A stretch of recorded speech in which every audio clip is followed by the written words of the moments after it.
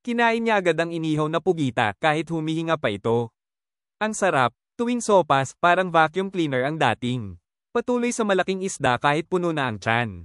Busog na ako, kain tayo. Sa mga mukbang videos ni Dong sa Apatan, kilalang vlogger mula sa Mindanao.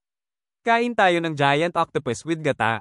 Ang sarap, may mga kakaibang pangyayari. May spekulasyon na namatay si Dongs dahil sa mukbang. Totoo ba? Hindi lahat ng kumakain ng kakaibang pagkain ay namamatay agad. Hindi totoo, ulo ng baka, inatake. Kain tayo, idols. Dito, fried chicken. Walang awa pa rin si Dongs sa pagkain ng buong pritong manok.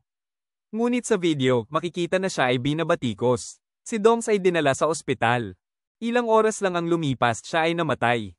Maraming salamat po, miss ko siya. Noong 2019, nagsimula si Dongs sa vlogging. Mukbang, career niya. Natutuwa sila. Dongs, nakakapag-earn ng pera sa 3 anak. Huwag kalimutan mag-subscribe at mag-like. Salamat po.